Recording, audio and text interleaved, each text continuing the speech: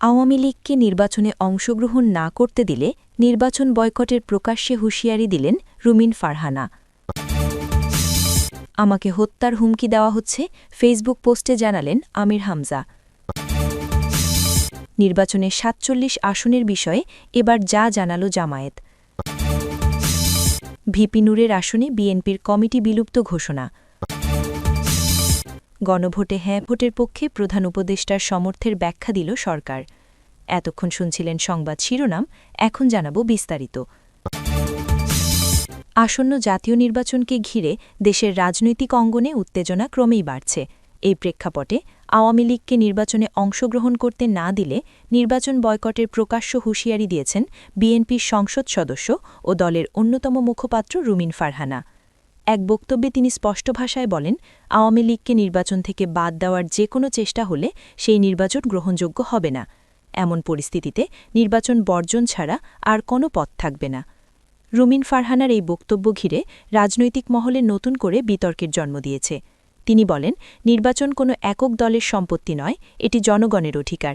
জনগণের অংশগ্রহণ নিশ্চিত করতে হলে সব বড় রাজনৈতিক দলকেই নির্বাচনী প্রক্রিয়ায় থাকতে হবে। তার মতে, একটি দলকে বাদ দিয়ে নির্বাচন আয়োজন করা মানেই প্রতিযোগিতাহীন ও প্রশ্নবিদ্ধ একটি প্রক্রিয়ার দিকে এগিয়ে যাওয়া। বক্তব্যের এক পর্যায়ে রুমিন ফারহানা বিএনপির ভারপ্রাপ্ত চেয়ারম্যান তারেক রহমান ও সাবেক প্রধানমন্ত্রী শেখ হাসিনাকে ঘিরে তুলনামূলক বক্তব্য দেন। তিনি বলেন, তারেক রহমানের বিরুদ্ধে নানা অভিযোগ, মামলার রায় ও রাজনৈতিক বিতর্ক রয়েছে। এগুলো নতুন কিছু নয়। অতীতে সহিংস রাজনীতির অভিযোগগুলো সবাই জানে। কিন্তু সেই তারেক রহমান যদি নির্বাচনী রাজনীতিতে অংশগ্রহণের সুযোগ পান, তাহলে শেখ হাসিনাকে কেন সেই সুযোগ থেকে বঞ্চিত করা হবে? তিনি আরও বলেন, আইনের প্রশ্নে সমতা না থাকলে নির্বাচন কখনোই বিশ্বাসযোগ্য হতে পারে না। রুমিন ফারহানা দাবি করেন, বাংলাদেশের রাজনীতিতে দীর্ঘদিন ধরে দ্বিমুখী মানদণ্ড চালু রয়েছে। এক দলের ক্ষেত্রে আইন কঠোরভাবে প্রয়োগ করা হয়, অন্য দলের ক্ষেত্রে রাজনৈতিক সমঝোতা বা বিশেষ বিবেচনা দেখা যায়, এমন অভিযোগ অতীতে উঠেছে। তার মতে, এই বৈষম্য দূর না হলে রাজনৈতিক সংকট আরও গভীর হবে। তিনি আরও বলেন, আওয়ামী লীগ দেশের অন্যতম বড় রাজনৈতিক দল। মুক্তিযুদ্ধ পরবর্তী সময় থেকে শুরু করে বর্তমান পর্যন্ত দলটির একটি বড় ভোট ব্যাংক রয়েছে। সেই দলকে বাদ দিয়ে নির্বাচন হলে জনগণের বড় একটি অংশ কার্যত ভোটাধিকার থেকে বঞ্চিত হবে। এতে করে নির্বাচনের বৈধতা যেমন প্রশ্নবিদ্ধ হবে, তেমনি আন্তর্জাতিক মহলেও দেশের গণতান্ত্রিক ভাবমূর্তি ক্ষতিগ্রস্ত হবে বলে তিনি মন্তব্য করেন। রুমিন ফারহানা হুঁশিয়ারি দিয়ে বলেন, আমরা কোনো প্রহসনের অংশ হতে চাই না। যদি দেখা যায় নির্বাচন এমনভাবে সাজানো হচ্ছে যেখানে একটি বড় রাজনৈতিক দলকে পরিকল্পিতভাবে বাইরে রাখা হচ্ছে, তাহলে বিএনপি সেই নির্বাচনে অংশ নেবে না। তার ভাষায়, নির্বাচন বর্জন তখন প্রতিবাদের একটি রাজনৈতিক অস্ত্রে পরিণত হবে। তিনি আরও যোগ করেন, নির্বাচন কমিশনের ভূমিকা এই মুহূর্তে সবচেয়ে গুরুত্বপূর্ণ। কমিশনকে অবশ্যই নিরপেক্ষ ও সাংবিধানিক দায়িত্ব পালনের প্রমাণ দিতে হবে। কোনো রাজনৈতিক চাপ বা প্রশাসনিক প্রভাবের কাছে নতি স্বীকার করলে জনগণের আস্থা পুরোপুরি ভেঙে পড়বে বলেও তিনি সতর্ক করেন। রাজনৈতিক বিশ্লেষকরা মনে করছেন, রুমিন ফারহানার এই বক্তব্য মূলত দুটি বার্তা বহন করছে। প্রথমত, বিএনপি নির্বাচনকে ঘিরে অন্তর্ভুক্তিমূলক রাজনীতির দাবি সামনে আনছে। দ্বিতীয়ত, আওয়ামী লীগকে বাদ দিয়ে নির্বাচন হলে সেই প্রক্রিয়াকে আন্তর্জাতিক ও অভ্যন্তরীণভাবে চ্যালেঞ্জ করার প্রস্তুতির ইঙ্গিত দিচ্ছে দলটি। তবে আওয়ামী লীগপন্থী নেতারা রুমিন ফারহানার বক্তব্যকে রাজনৈতিক চাপ সৃষ্টি করার কৌশল বলে মন্তব্য করেছেন। তাদের দাবি, আইনি ও সাংবিধানিক প্রশ্নে কোনো ছাড় দেওয়া সম্ভব নয় এবং নির্বাচন কমিশন স্বাধীনভাবেই সিদ্ধান্ত নেবে। সব মিলিয়ে রুমিন ফারহানার নির্বাচন বয়কটের হুঁশিয়ারি দেশের রাজনৈতিক পরিস্থিতিকে আরও জটিল করে তুলেছে। সামনে নির্বাচন যত ঘনিয়ে আসছে, ততই রাজনৈতিক বক্তব্য, পাল্টা বক্তব্য ও কৌশলগত অবস্থান স্পষ্ট হচ্ছে। শেষ পর্যন্ত নির্বাচন কোন পথে এগোয়, অন্তর্ভুক্তিমূলক সমঝোতার দিকে নাকি সংঘাতপূর্ণ বর্জনের দিকে, সেদিকেই এখন তাকিয়ে রয়েছে দেশবাসী। আমাকে হত্যার হুমকি দেওয়া হচ্ছে, এমন চাঞ্চল্যকর অভিযোগ তুলে সামাজিক যোগাযোগ মাধ্যম ফেসবুকে একটি পোস্ট দিয়েছেন আমির হামজা। তার এই পোস্ট প্রকাশের পর থেকেই বিষয়টি নিয়ে সামাজিক ও রাজনৈতিক মহলে আলোচনা শুরু হয়েছে। ব্যক্তিগত নিরাপত্তা নিয়ে গভীর উদ্বেগ প্রকাশ করে তিনি দাবি করেছেন, দীর্ঘদিন ধরে একটি সংঘবদ্ধ মহল তাকে ভয়ভীতি প্রদর্শন করছে এবং সম্প্রতি সেই হুমকি আরও স্পষ্ট ও ভয়ঙ্কর রূপ নিয়েছে। ফেসবুক পোস্টে আমির হামজা উল্লেখ করেন, মত প্রকাশের কারণে তিনি একাধিকবার হুমকির মুখে পড়েছেন। তার ভাষায়, আমার লেখা, বক্তব্য ও অবস্থানের কারণে একটি চক্র আমাকে চুপ করিয়ে দিতে চায়। কখনো ইনবক্সে, কখনো মন্তব্যে, আবার কখনো নাম না জানা আইডি থেকে আমাকে সরাসরি হত্যার হুমকি দেওয়া হচ্ছে। তিনি জানান, এসব হুমকির ভাষা ও ধরন এতটাই গুরুতর যে বিষয়টি আর উপেক্ষা করার সুযোগ নেই। আমির হামজা আরও বলেন, তিনি সবসময় শান্তিপূর্ণ ও যুক্তিনির্ভর মত প্রকাশে বিশ্বাসী। কিন্তু ভিন্ন মত দমনের জন্য যদি হত্যার হুমকির পথ বেছে নেওয়া হয়, তবে সেটি শুধু একজন ব্যক্তির জন্য নয়, সামগ্রিকভাবে মত প্রকাশের স্বাধীনতার জন্যও হুমকিস্বরূপ। তার মতে, ভয় দেখিয়ে কণ্ঠরোধ করার এই সংস্কৃতি সমাজের জন্য অত্যন্ত বিপজ্জনক। পোস্টে তিনি আইন শৃঙ্খলা রক্ষাকারী বাহিনীর দৃষ্টি আকর্ষণ করে বলেন, বিষয়টি গুরুত্ব সহকারে তদন্ত করা প্রয়োজন। যারা এই হুমকির সঙ্গে জড়িত তাদের চিহ্নিত করে আইনের আওতায় আনতে না পারলে ভবিষ্যতে আরও ভয়াবহ পরিস্থিতি তৈরি হতে পারে বলে তিনি আশঙ্কা প্রকাশ করেন। একই সঙ্গে তিনি ডিজিটাল নিরাপত্তা নিশ্চিত করার দাবিও জানান। আমির হামজা আরও উল্লেখ করেন, তিনি ইতোমধ্যেই হুমকি সংক্রান্ত কিছু স্ক্রিনশট ও তথ্য সংরক্ষণ করেছেন, যা প্রয়োজনে সংশ্লিষ্ট কর্তৃপক্ষের কাছে উপস্থাপন করা হবে।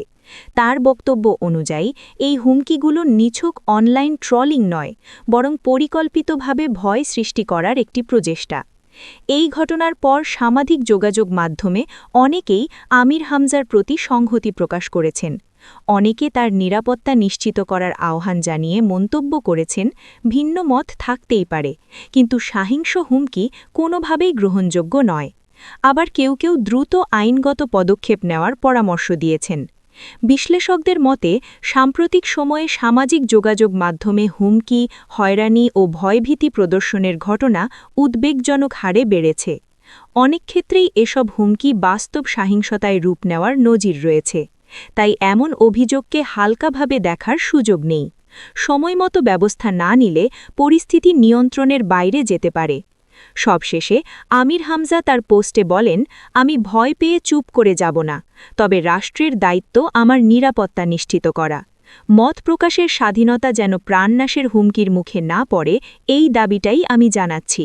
তার এই বক্তব্য নতুন করে প্রশ্ন তুলেছে, অনলাইনে দেওয়া হুমকি মোকাবেলায় আমাদের প্রাতিষ্ঠানিক প্রস্তুতি কতটা কার্যকর।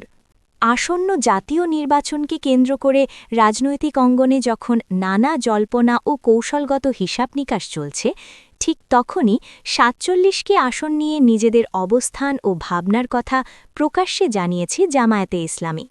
দলটির পক্ষ থেকে জানানো হয়েছে, নির্বাচনী বাস্তবতা, রাজনৈতিক সমীকরণ এবং সাংগঠনিক সক্ষমতা বিবেচনা করেই এই ৪৭টি আসনকে তারা বিশেষ গুরুত্ব দিচ্ছে।